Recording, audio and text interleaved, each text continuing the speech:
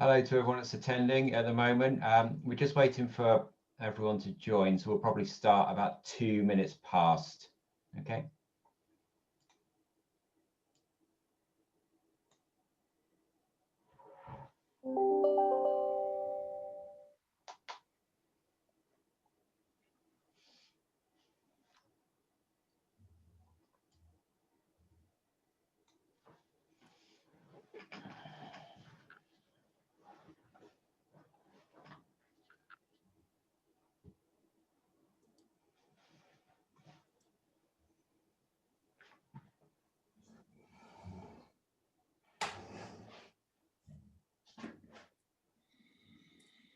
Okay, to the people that are just joining now, we're going to start at 2 minutes past because I can see a few people coming into the webinar right now. So about a minute and a half, we'll wait and then we'll get started.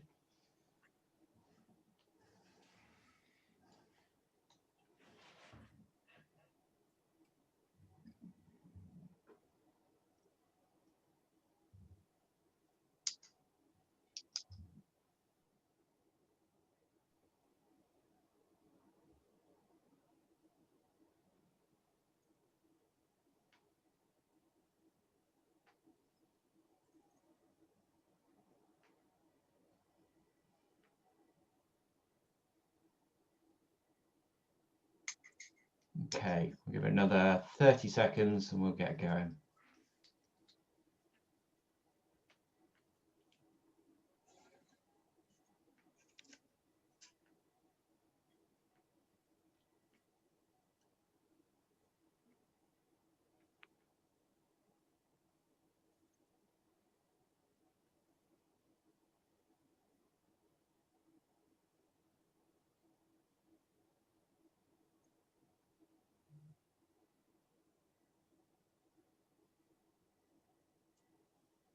Good. Okay, well, thanks everyone for joining us today. This is number 6 in our series of webinars that we've hosted over the last few months. We've covered many topics, so sorry, I don't know how to help. I'm going to turn off Here that are one. other things you can try.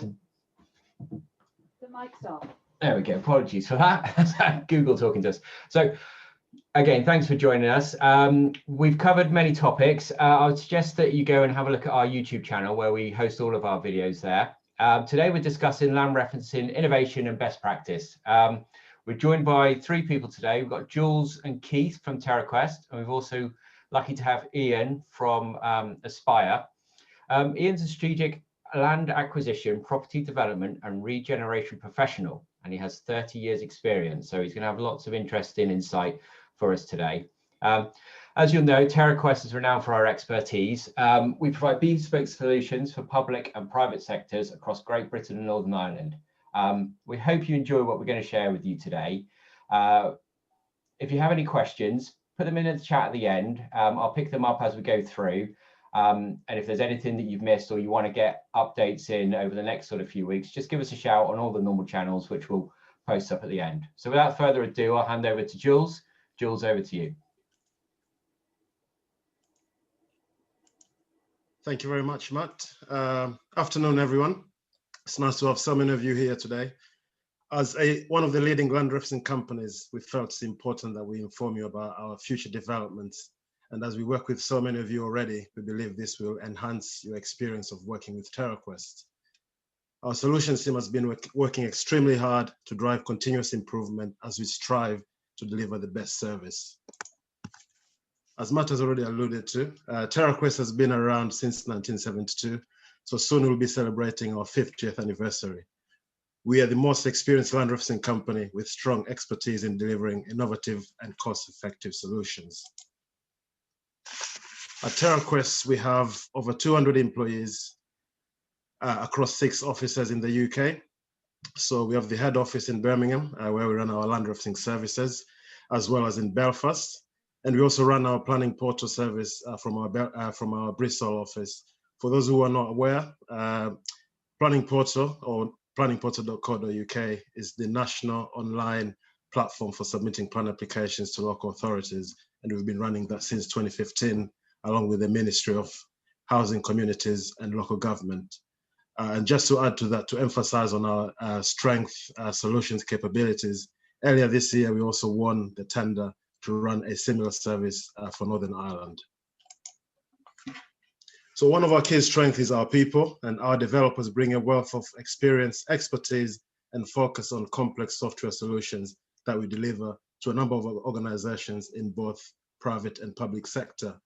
And you can see from our customer mix, we provide our land referencing services to many local authorities, as well as government agencies, the likes of HS2, Crossrail, many planning law firms, surveyors. So basically our teams are the perfect choice to deliver those services.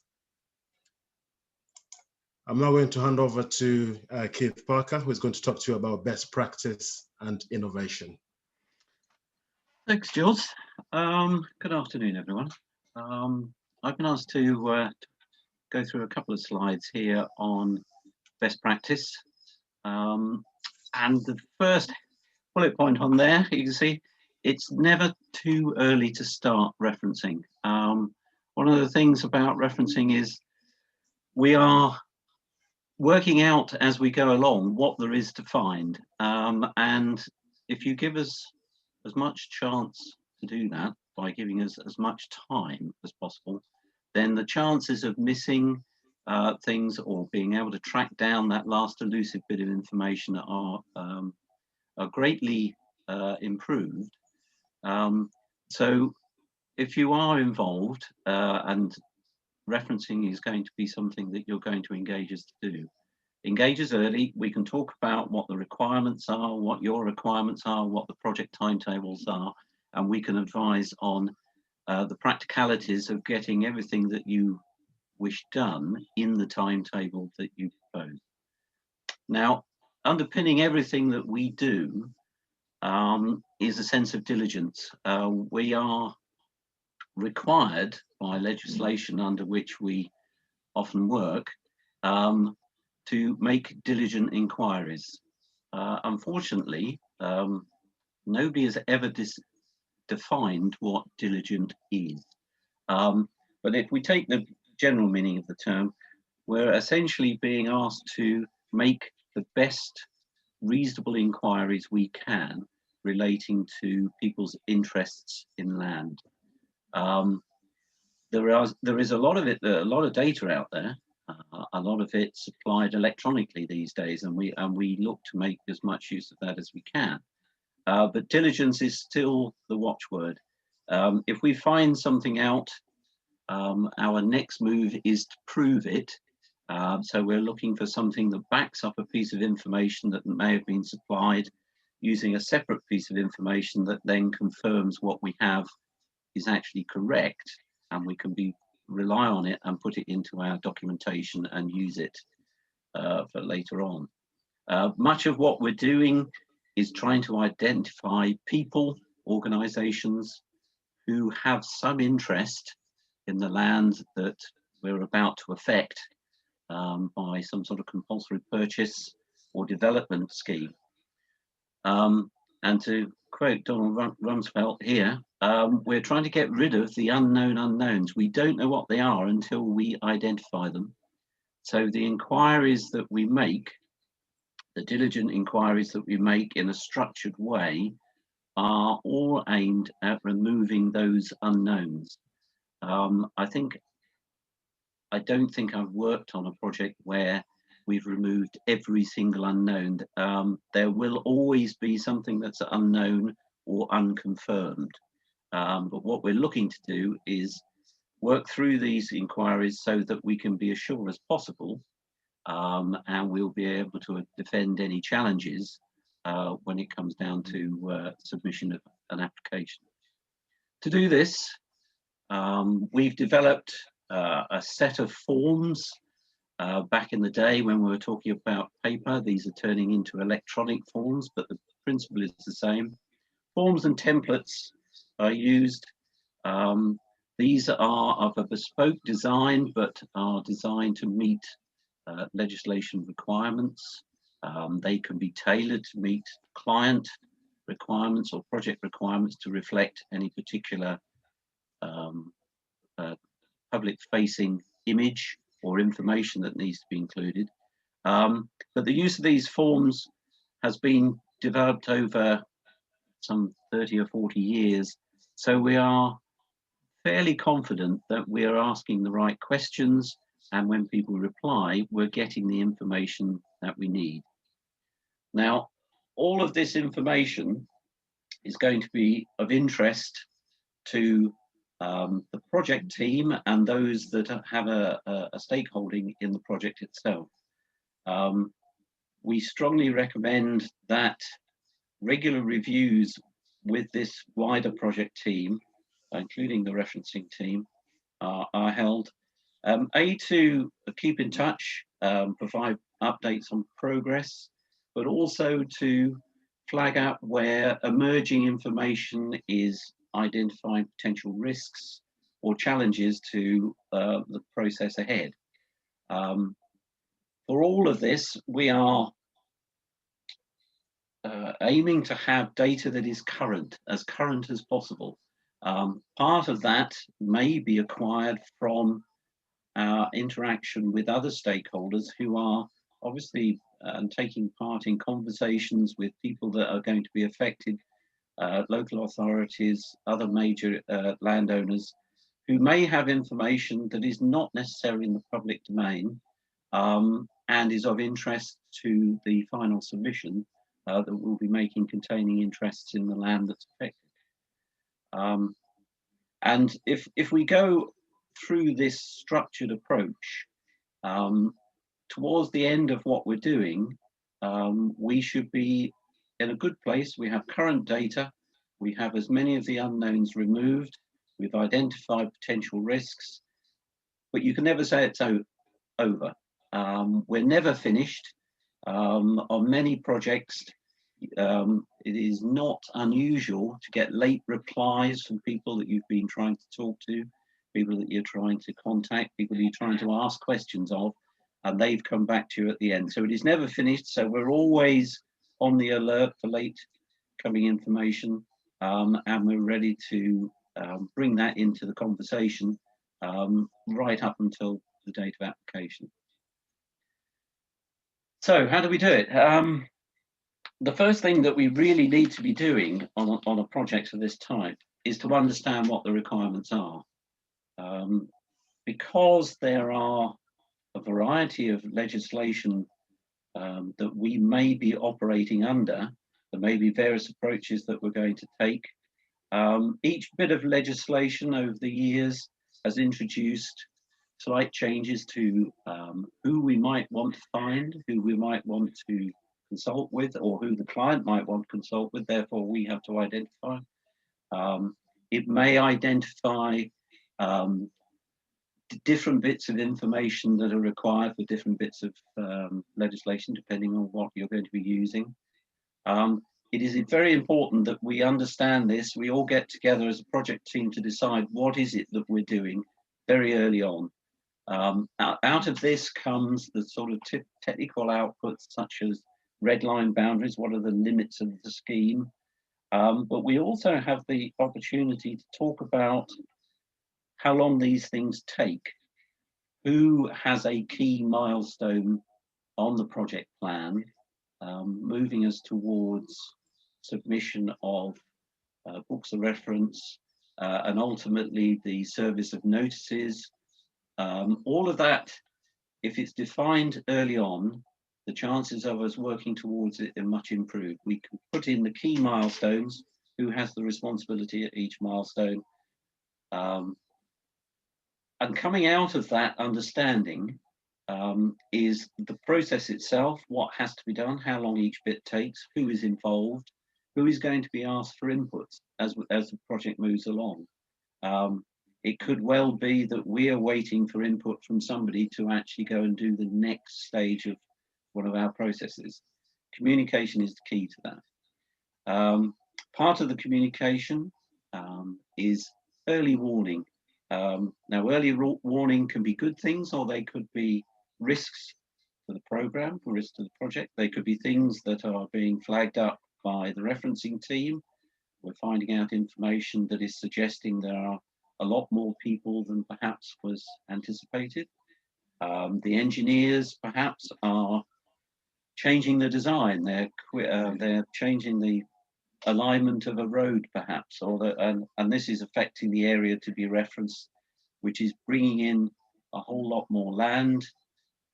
It could impact the number of people that we have to identify, communicate with, and generally changes the requirements.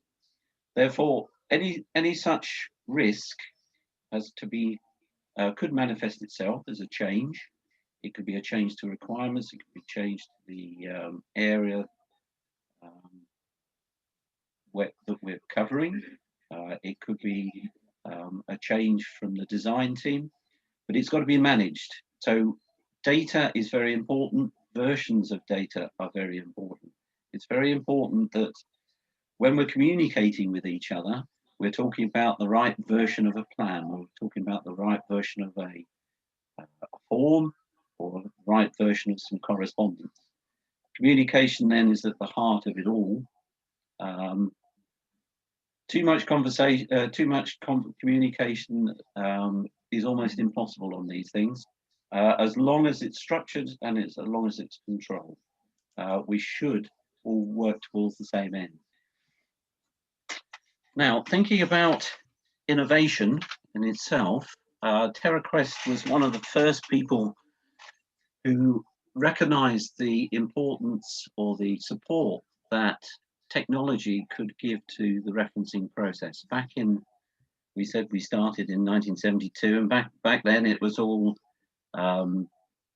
typed out on typewriters or handwritten. We've moved along since then quite a bit. The early 90s saw TerraQuest as one of the early adopters of GIS technology.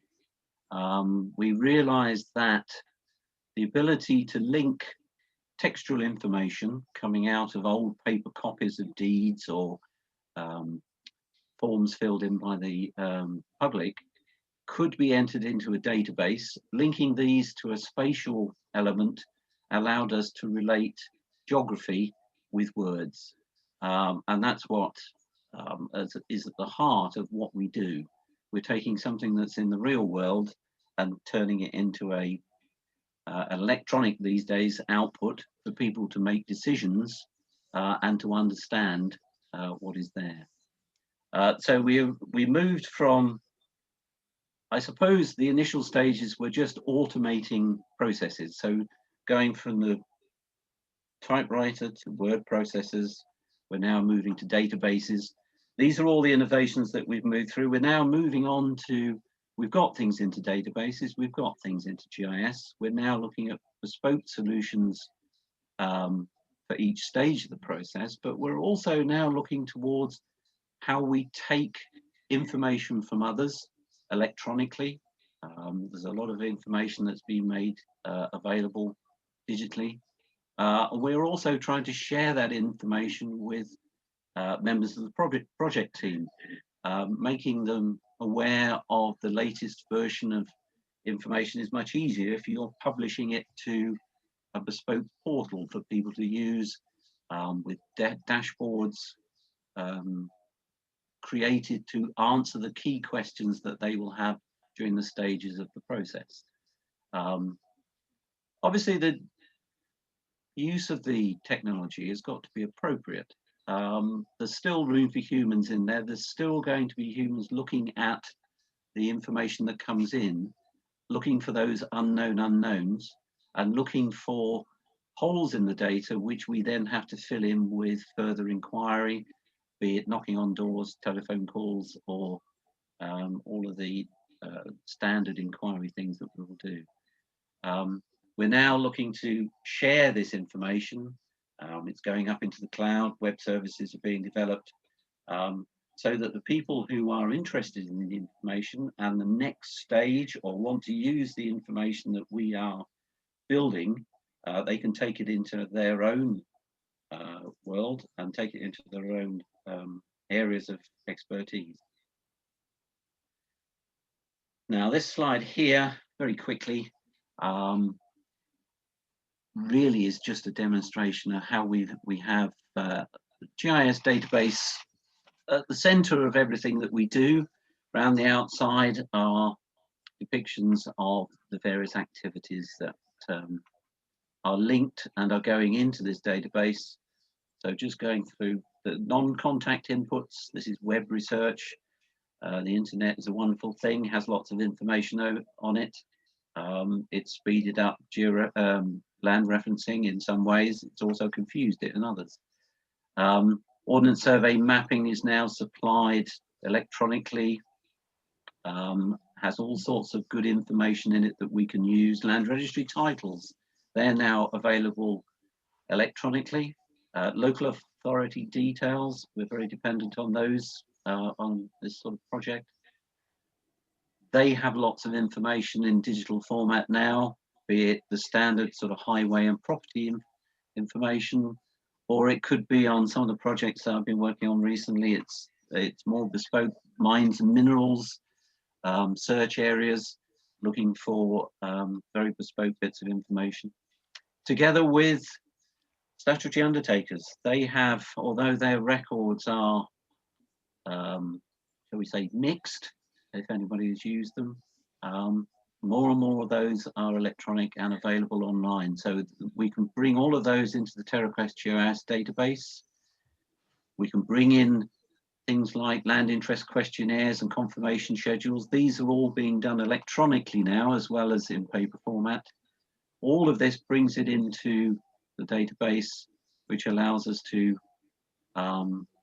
publish the standard survey, the service outputs, but also allows us to create portals which then allow others to look at the data and improve decision making as the project develops. I think that's probably enough for this point here. I'll hand over to Ian at this point. Thank you very much. Thank you, Keith. To TerraQuest, collaborating with our partners is of significant importance in driving innovation in this sector. And today we are very pleased to have Ian from Aspire with us, and he's going to talk to you about another exciting new development that we are working on together. On to you, Ian. Okay, thanks very much for that, Julius. Digital transformation within the compulsory purchase field is long overdue. The current industry standard is to manage compulsory purchase finances in Excel. And my experience is that just about works for small projects where there's a limited number of claims. But property cost estimate budget units are typically set at the building level. And in buildings where there are many leaseholders, each of whom may need to receive numerous payments across different financial years and with many different risks, well, our experience is that Excel soon becomes pretty well unworkable and falls over. What's needed really is a proper relational database. From 2011 to 2018, I was lucky enough to be the land and property director at Crossrail. And there we were fortunate in being able to use the Phoenix system that had been developed by TfL, developed actually by Adrian Marr, who is now my business partner at Aspire. Phoenix was a big factor, I believe, in Crossrail being able to deliver the £860 million property budget to within 1% and to deliver it with a pretty lean team. Unfortunately, Phoenix is now rather dated technology and it's not commercially available. So over the past couple of years, Adrian and myself at Aspire have been working on development of a new system, which we've called AFIRMS, the Acquisitions Financial Risk Management System. And AFIRMS is really the next generation of Phoenix, but built with a lot more functionality on a modern web-based platform that will give users real-time financial data to allow active case management of the property cost estimate, as well as cash flow, risk and trend reporting to managers with configurable dashboards. But we haven't stopped there. In collaboration with TerraQuest, we are developing a land referencing portal for firms, which will import land referencing data and provide a dynamic link so that when land referencing is updated, that feeds directly into our Affirm systems, and users will be able to see both financial and GIS map-based data all together in one system. Our ambition is very much to create an integrated end-to-end solution for compulsory purchase projects, with links also to stakeholder relationship management systems, which should then be able to track all engagements with claimants in the one system. Fantastic, where you're going through a CPO inquiry, for example, and counsel and the inspector could have the history of all engagement with claimants pretty well at the press of a button. The holy grail really for projects like Crossrail is to have a range of systems dealing with each of the key project areas, all of which talk to each other and interface automatically. Decision makers need a sort of single source of the truth with automatic reporting where they can see all the issues together and how they impact each other. And Aspire and TerraQuest are working together to create the compulsory purchase element of that with Affirms and the land referencing portal, which we're looking to bring to the market in spring of next year. By working together, we believe that the joint Aspire and TerraQuest offer to the market will be a compelling one, allowing us to offer clients not just the very best in land referencing, but a whole project solution where we can help clients not just do the land referencing, but secure compulsory purchase powers, manage objections, manage the property costs and risks, and then exercise the powers and carry on managing that claimant caseload all the way into litigation at the Lands Tribunal if necessary. So that's what we've been working on. If that sounds interesting, we'd certainly love to hear from you and to show you more about what we can do. So by all means, let us know either in the chat or in questions at the end. I'll hand back there to Jules. Thank you very much, Ian. So just to sum this up, so what does this mean to our clients and the infrastructure sector? I mean, what does the future hold? So at TerraQuest, we are very excited about the future and all these wonderful solutions that we're working on. And we will continue to develop, we will continue to innovate to ensure we continue to offer a comprehensive land acquisition service to our clients. We will continue to collaborate and build on long-term relationships to achieve long-term outcomes.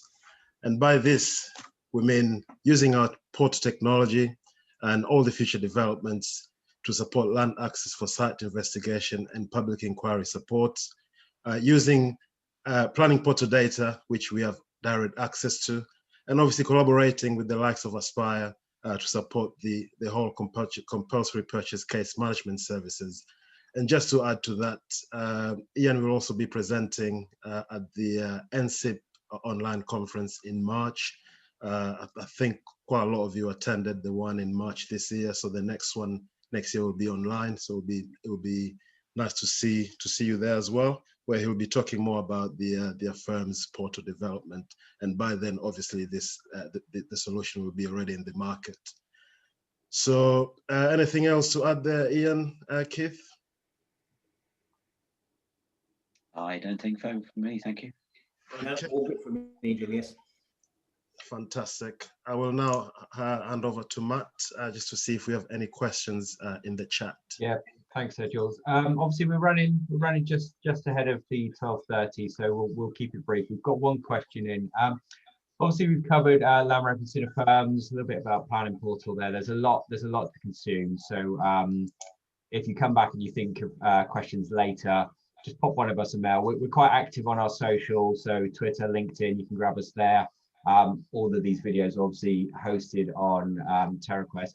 Just quickly, Ian, I know you've got a series of blogs that we're going to be co-hosting, sort of putting out through our channels in the next few weeks. There is one on lab referencing, is that right? Going out in December? Yeah, that's right. So we just started our series of articles, blogs on LinkedIn and on the Aspire website, and seem to be loaded onto the TerraQuest website as well, looking at best practice and compulsory purchase. The first one was published last week. We've got another one coming on Wednesday on how to be an effective client of compulsory purchase. But number 3 in the series will be very much on this topic about how to procure and manage land referencing for a compulsory purchase project. So that's due out on December the 9th. Fab, which is the day after our final webinar of the year, which is yeah, ready for signing up for now. So the one question that we've got, I'm guessing this is at you, Ian, I think, is what are the key risks in land referencing? Quite an open question there, but I guess key risks in land referencing for you.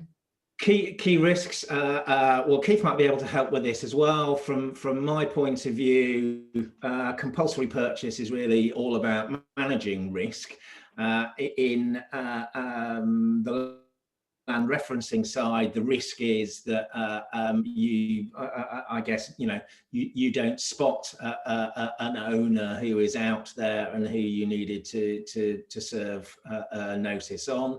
We served something like 11,500 notices on Crossrail, and I'm only aware really of one significant error with the land referencing, and that came really where it wasn't the land referencing agency's fault. We as a client had asked the wrong question in effect.